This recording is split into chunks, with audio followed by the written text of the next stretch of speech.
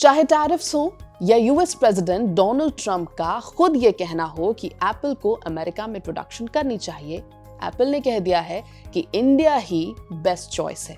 क्यों? आज इसका गणित समझते हैं। नमस्कार, मेरा नाम है श्वेता शर्मा और आज बात एप्पल फोन्स की इंडिया में होती किफायती प्रोडक्शन की। अगर एप्पल आईफोन्स यूएस में बनते हैं तो मैन्युफैक्चरिंग कॉस्ट $120 पर यूनिट होगी।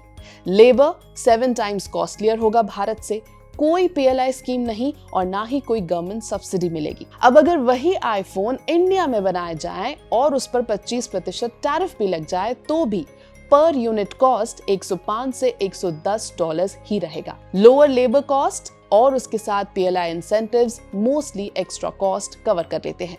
मतलब इवन विद 25% ड्यूटी इंडिया में एप्पल आईफोन बनाना सस्ता है। रीसेंट थ्रेट्स के बावजूद एप्पल भारत में हो रहे मैन्युफैक्चरिंग ऑपरेशंस को जारी रख रहा है। इसका सबसे बड़ा कारण है कि यहाँ पर मैन्युफैक्चरिंग एप्पल को सस्ती पड़ेगी।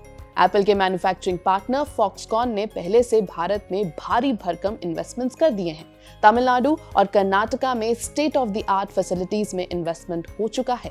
फाइनेंशियल ईयर 2024 में ही $17 बिलियन के आईफोन्स भारत से एक्सपोर्ट किए गए थे, यानी ऑलरेडी एप्पल यहाँ का प्रोडक्शन बेस मजबूत कर चुका है। ये इन्वेस्टमेंट बड़ी स्ट्रैटेजी यानी चाइना +1 का हिस्सा है ताकि सप्लाई चेन डाइवर्सिफाई हो सके। और तो और भारत का role global electronic supply chain में दिन ब दिन बढ़ता जा रहा है। मार्च 2025 तक एप्पल ने 1.5 ट्रिलियन रुपए के फोन भारत से एक्सपोर्ट किए थे। दूसरी तरफ भारतीय सरकार भी बेहतर इंफ्रास्ट्रक्चर प्रोवाइड करवाने में लगी हुई है।